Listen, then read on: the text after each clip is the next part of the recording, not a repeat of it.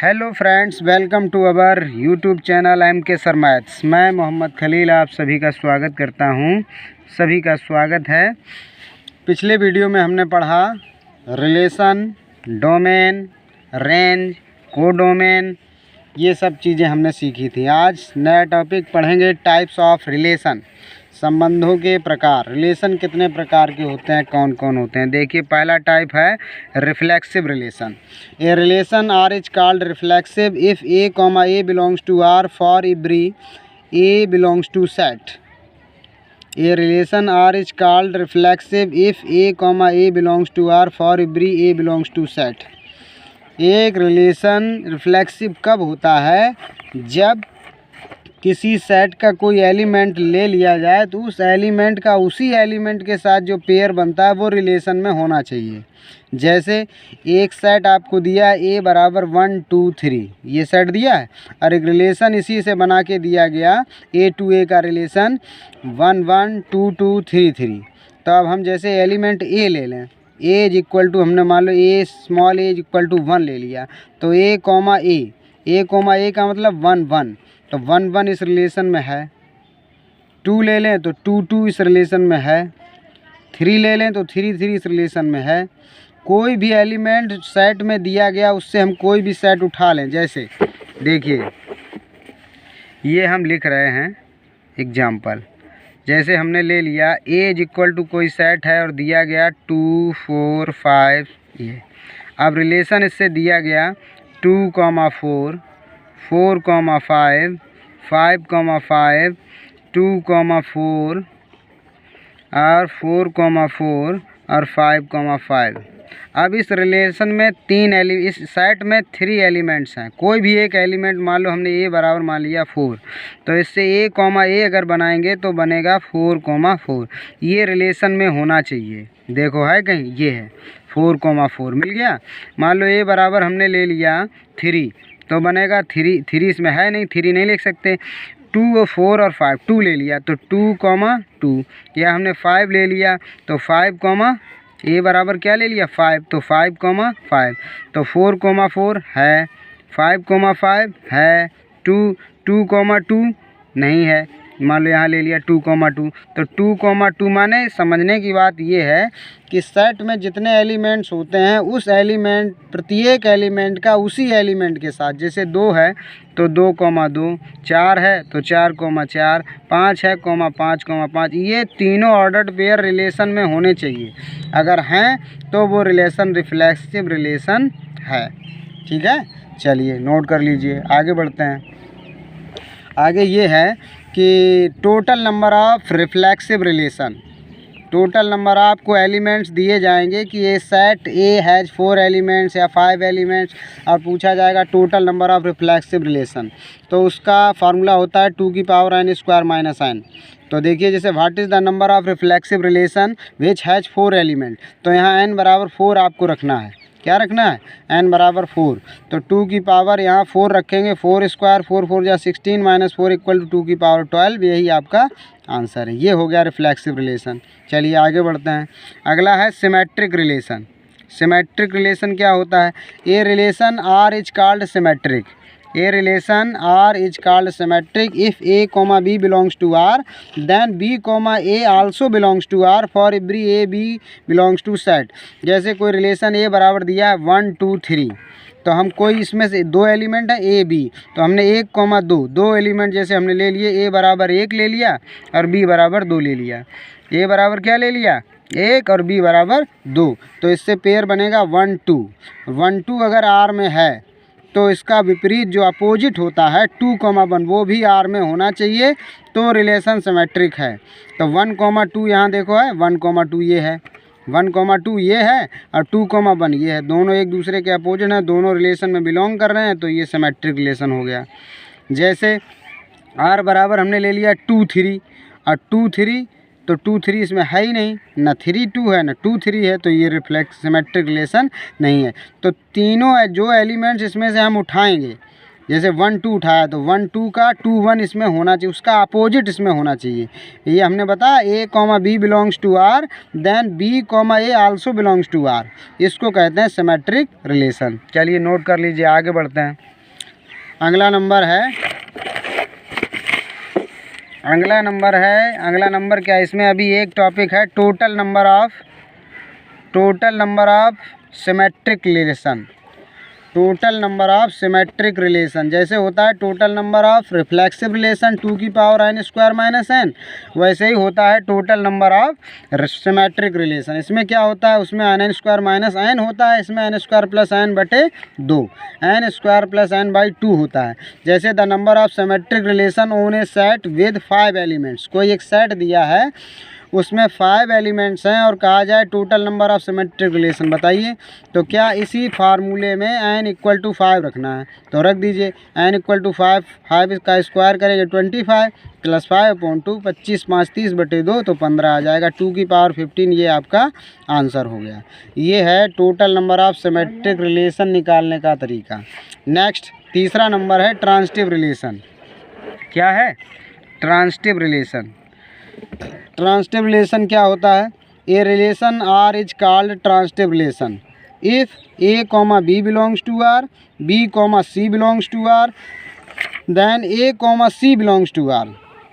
कोई सेट आपको दिया जाए, जैसे कोई सेट दिया जाए उसमें से 3 एलिमेंट्स लेने हैं, जैसे इसमें सेट ए बराबर हमने ले लिया 1 2 3, तो यदि 1 2 बिलोंग्स टू आर है और 2 3 बिलोंग्स टू आर है तो 1 3 भी आर में बिलोंग करना चाहिए, तब ये संबंध ट्रांजिटिव रिलेशन कहलाता है, तब ये रिलेशन ट्रांजिटिव रिलेशन कहलाता है। जैसे ए बराबर 1 2 3 और रिलेशन दिया है 1 1 2 2 3 2 1 2 2 3 1 3 2 1, तो हमने 1 2 लिया तो 1 2 बिलोंग्स टू आर और 2 3 बिलोंग्स टू आर, तो 1 2 2 3, तो यहाँ से 2 और 2 तो कॉमन है, तो क्या मिलना चाहिए 1 3। देखो 1 2 इसमें है, 1 2 इसमें है और 2 3 भी है, तो 1 3 ये भी इसमें है, तो ये कैसा रिलेशन हो गया? Transitive relation. दूसरा जैसे हमने 2 1 ले लिया, 2 और 1 2 ले लिए, 2 1 बिलोंग्स टू आर और 1 1 बिलोंग्स टू आर, तो 2 1 1 1, तो 1 1 कॉमन हो गया, 2 1 बचा, तो 2 1 इसमें है, ये देखो है 2 1 और 1 1 ये भी है, और बचा क्या 2 1, तो 2 1 इसमें है 2 1, तो 2 1 ये रहा, हो गया ट्रांजिटिव रिलेशन। अब जैसे 2 3 ले लिया और 3 2 ले लिया, तो 2 3 और 3 2, 2 3 कहाँ? ये है, और 3 2 ये है, तो बचा क्या 3 2 3 और 3 2, तो बचा क्या 2 का 3 से ये हो गया, 3 2 से ये हो गया, तो क्या बचा 3 2 2 3 3 2, तो यहाँ से 3 और 3 कॉमन है, तो 2 2 आल्सो बिलोंग्स टू आर होना चाहिए, तो 2 2 भी है, तो ये रिलेशन ट्रांजिटिव रिलेशन हो गया। माने 3 एलिमेंट्स आपको लेने हैं 1 2 3, कोई भी 3 एलिमेंट्स, तो 1 2 बिलोंग्स टू आर और 2 3 बिलोंग्स टू आर, तो 1 3 भी आल्सो बिलोंग्स टू आर होना चाहिए, तभी वो रिलेशन ट्रांजिटिव होगा, अन्यथा ट्रांजिटिव नहीं होगा। जैसे A B belongs to R और फिर से बी से शुरू करेंगे तो B C belongs to R, तो अब बचा क्या ए और सी, ए सी भी आर में बिलोंग कर रहा है, तो वो रिलेशन ट्रांजिटिव रिलेशन है, उसको ट्रांजिटिव रिलेशन कहा जाएगा। चलिए अगला नंबर, इसमें भी total number of transitive relation होता है, लेकिन इतना आपकी एग्जाम में नहीं पूछा जाएगा, तो इतना ही रखिए। आगे बढ़ते हैं, अगला नंबर इक्विवेलेंस रिलेशन। क्या होता है? Equivalence relation. इक्विवेलेंस रिलेशन क्या होता है? देखिए, a relation R is called equivalence, a relation R is called equivalence relation if relation is reflexive, symmetric, transitive और एंटी सिमेट्रिक। यदि कोई रिलेशन रिफ्लेक्सिव भी है, माने ए बिलोंग्स टू आर है, तो सिमेट्रिक का मतलब A B belongs to R और B C belongs to R, B A belongs to R, A B belongs to R है तो बी ए भी आर में बिलोंग करे तो सिमेट्रिक है। अगर ए बिलोंग्स टू आर है तो ए बिलोंग्स टू आर है तो ये सिमेट्रिक रिफ्लेक्सिव है। ट्रांजिटिव का मतलब होता है A B belongs to R, A comma B belongs to R है और B comma C belongs to R है, तो it employs that A comma C भी आर में बिलोंग करना चाहिए, तो वो ट्रांसिटिव हो जाएगा। और तीसरा होता है anti symmetric relation. Anti symmetric relation ये होता है, आपको हम बताएंगे, ये तीनों प्रॉपर्टी जब होल्ड करेगा कोई रिलेशन, तब वो कहा जाएगा इक्वा बैलेंस रिलेशन। समझ गए? रिफ्लेक्सिव हमने आपको बता ही दिया, सिमेट्रिक बता ही दिया, ट्रांसिटिव बता ही दिया। तो ऐसा रिलेशन जो रिफ्लेक्सिव भी हो, सिमेट्रिक भी हो, ट्रांसिटिव भी हो, तब उसको हम कहेंगे कि हाँ ये इक्वा बैलेंस रिलेशन है। एंटी सिमेट्रिक बहुत छोटा सा है, समझ लीजिए। एंटी सिमेट्रिक रिलेशन क्या होता है? A relation R is called anti symmetric if A B belongs to real और B comma A R B R A, it employees that A equal to B. इतना केवल होता है। ये जो जहाँ पर ये ए आर बी और बी आर ए दिखाई देगा, माने ए रियल बी और B real A B comma B belongs to R, तो B comma A belongs to are is equal, it employees that A equal to B. तो उस relation को हम anti symmetric relation कहते हैं। चलिए आगे बढ़ते हैं। एक छोटी सी चीज़ ये रह गई, let R B a relation on a set A. किसी सेट ए में आर एक रिलेशन है, and let I A denote the identity relation on A, और एक आइडेंटिटी रिलेशन ए है जो आई ए से डिनोट करता है, तो R is anti symmetric if R equal to R inverse. ये आप और ध्यान में रखेंगे इतनी बात कि यदि R is equal to R inverse, माने 1,2 belongs to R, 2,1 belongs to R, इसका इन्वर्स जो होता है वो भी रिलेशन में है, तो आर बराबर आर इन्वर्स हो जाता है। इसको एंटी सिमेट्रिक कहते हैं। अब नेक्स्ट नया टॉपिक है composition of relation. Composition of relation. Composition of relation क्या होता है? ये देखिए, कंपोजिशन ऑफ रिलेशन संबंधों का संयोजन, इसको हिंदी में कहते हैं। हिंदी हम भूल जाते हैं बताना, कोई दिक्कत नहीं है। संबंधों का संयोजन, संबंधों का संयोजन। तो let R such that R such that A tends to B और S such that B tends to D be two relation. दो रिलेशन है, एक आर है और एक एस है। ए टेंस टू ए से बी में रिलेशन है और बी से सी में रिलेशन है। Then the composition of R and S. तो दोनों रिलेशन आर और एस का जो कंपोजिशन होता है, इसको डिनोट करते हैं आर ओ एस या एस ओ आर से। ठीक है। अब ये देखिए, एक सेट ए है और एक सेट बी है और एक सेट सी है। ए का बी से रिलेशन और बी का सी से रिलेशन। ए से बी में जो रिलेशन है उसको आर कहते हैं, और बी से सी में जो रिलेशन है उसको एस कहते हैं। R such that A tends to B और S such that B tends to C. तो ए से बी में जो रिलेशन है वो आर है और बी से सी में जो रिलेशन है वो एस। तो ए से सी में जो रिलेशन होता है उसको कहते हैं एस ओ आर। क्या कहते हैं?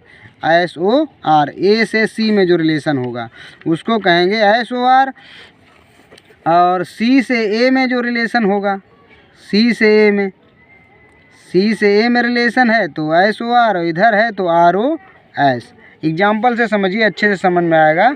चलिए देखिए एग्जाम्पल हम आपको दिखाते हैं। जैसे R इज इक्वल टू 1 3 2 6 7 9 8 10 7 11, ये कोई रिलेशन दिया है और दिया 3 5 9 10 8 12 7 7 7 7, ये है। तो एक रिलेशन R है और एक रिलेशन S है। अब आपसे पूछा जाएगा ROS निकालिए या SOR निकालिए, इस दो के अलावा कुछ नहीं पूछा जाएगा। या तो ROS पूछा जाएगा या SOR। तो ROS जब पूछा जाएगा तो आपको ध्यान रखना है S से R में जाना है।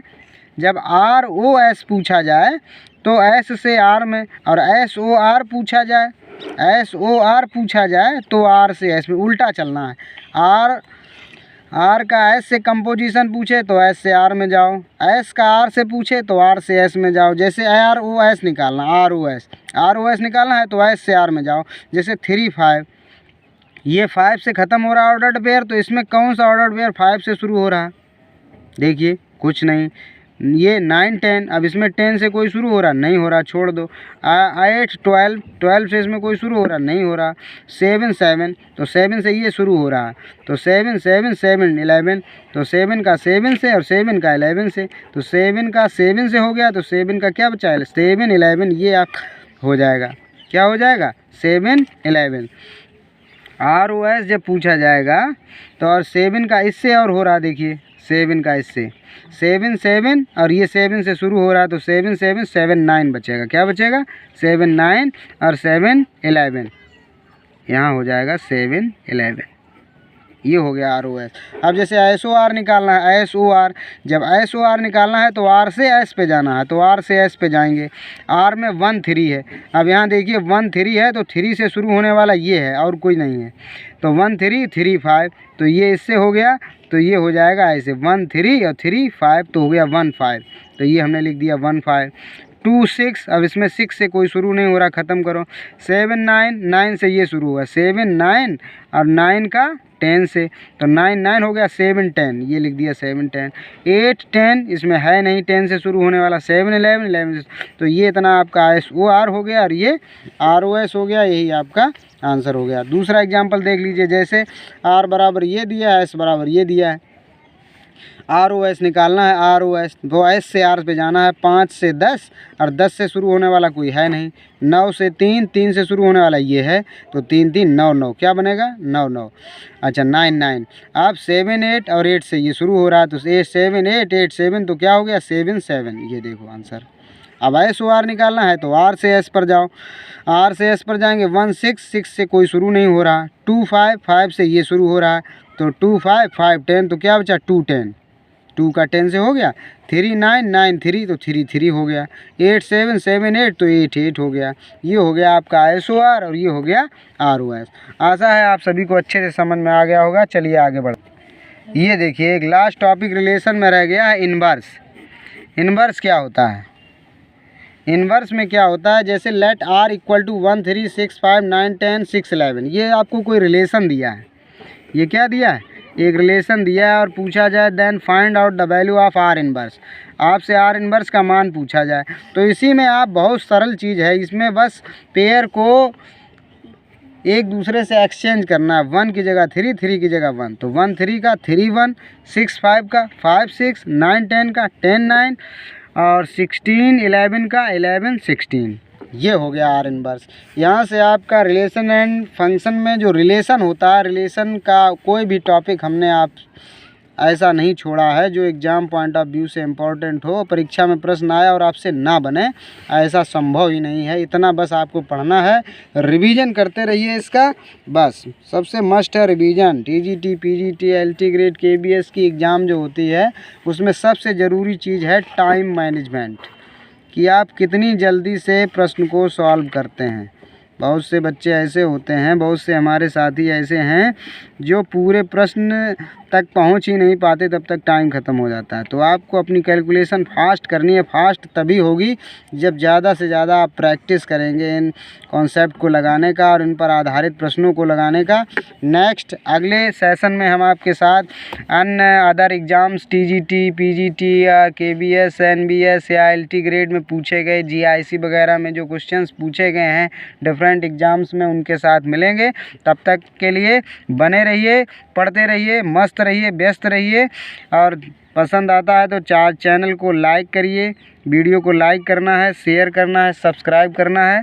चलिए बने रहिए, मुस्कुराते रहिए, स्वस्थ रहिए, मस्त रहिए, व्यस्त रहिए। जय हिंद, जय भारत।